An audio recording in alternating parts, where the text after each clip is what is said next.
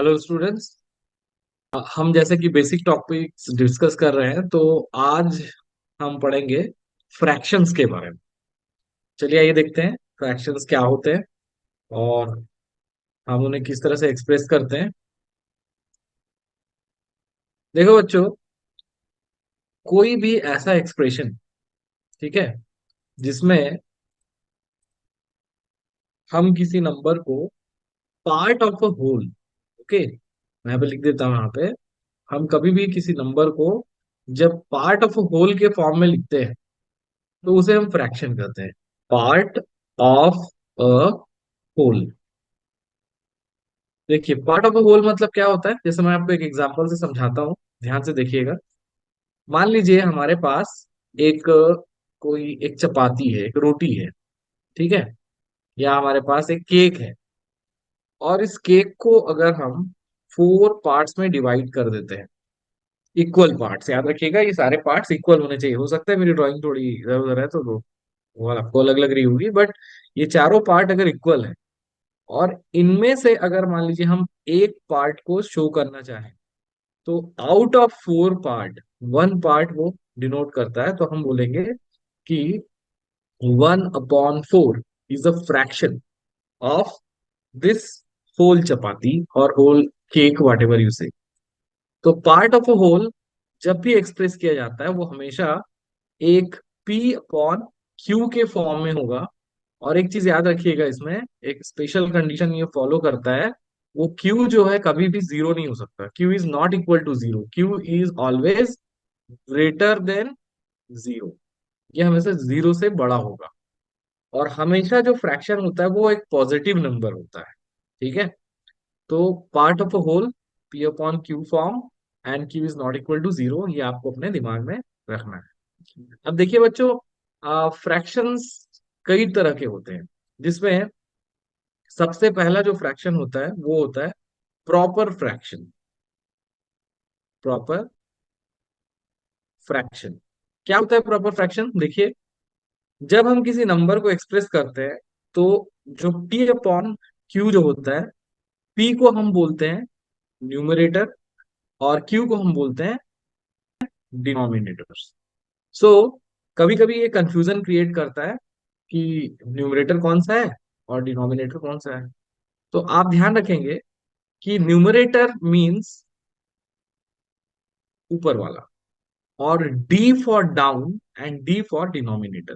तो आप याद रखेंगे कि Q is situated at down, so Q is D for denominator, so this down one is known as denominator. D for down, D for denominator. आपको इस तरह से याद रखना है। तो जब कभी भी numerator is less than denominator, then it is known as proper fraction.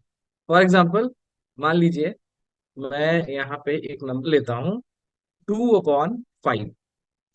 So 2/5 is a proper fraction, क्योंकि इसका जो डिनोमिनेटर है वो न्यूमरेटर से बड़ा है।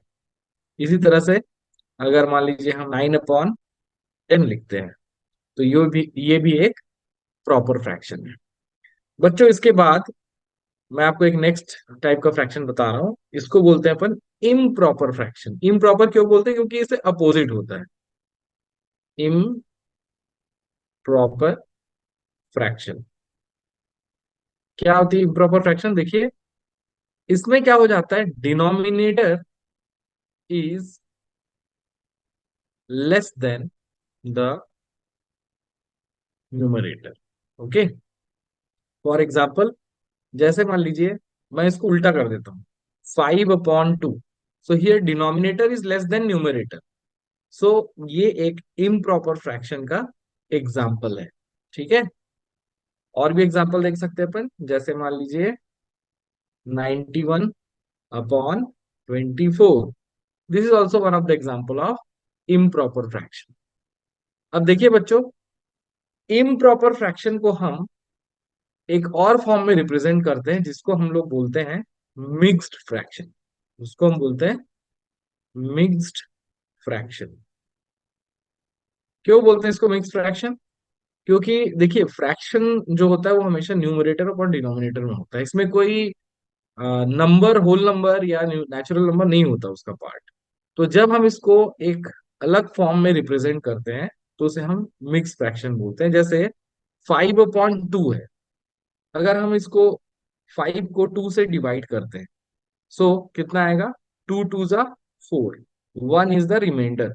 तो हम क्या करते हैं इसमें, ये जो कोशिएंट है, ये कोशिएंट को हम सामने लिख देते हैं, और ये जो डिवाइजर है वो डिनोमिनेटर है, तो डिवाइजर तो यहीं पे रहता है नीचे में, और जो रिमाइंडर है ये ऊपर चला जाता है। मतलब हम इसको 5/2 को लिख सकते हैं 2 होल 1/2।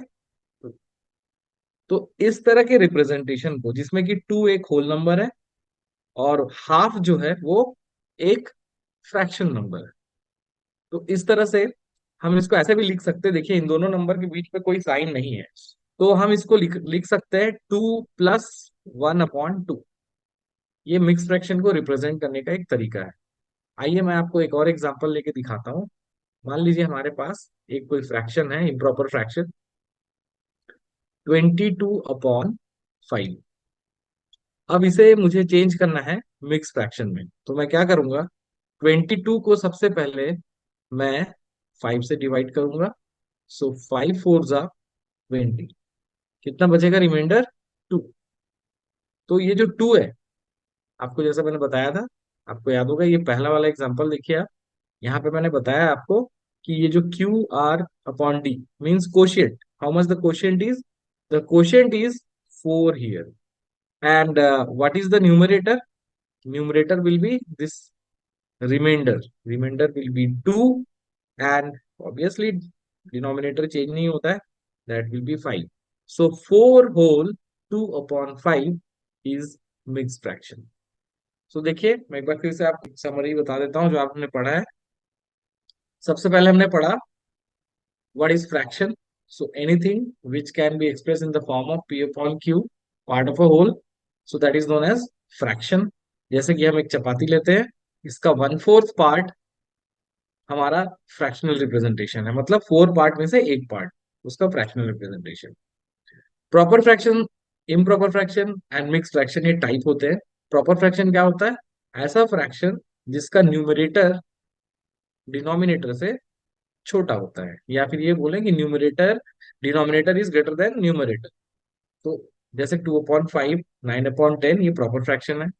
इम्प्रॉपर फ्रैक्शन जो कि इसका उल्टा होता है, जैसे कि जिसमें डिनोमिनेटर न्यूमरेटर से छोटा होता है। तो डिनोमिनेटर छोटा होगा तो 5/2, 91/24। मिक्स फ्रैक्शन इम्प्रॉपर फ्रैक्शन का एक अलग टाइप का एक्सप्रेशन है। इसका एग्जांपल मैंने लिया 5/2, अगर हम इसको डिवाइड करते हैं तो 2 होल 1/2 के फॉर्म में जो लिखते हैं, ये इसका मिक्स फ्रैक्शन फॉर्म कहलाता है। अगर आपको कोई डाउट होगा in mix fraction, proper fraction, improper fraction में, तो आप कमेंट बॉक्स पे पोस्ट कर सकते हैं, और इसके बारे में और डिटेल में मैं अपने आगे आने वाली वीडियोस में डालूंगा। So thank you very much for watching.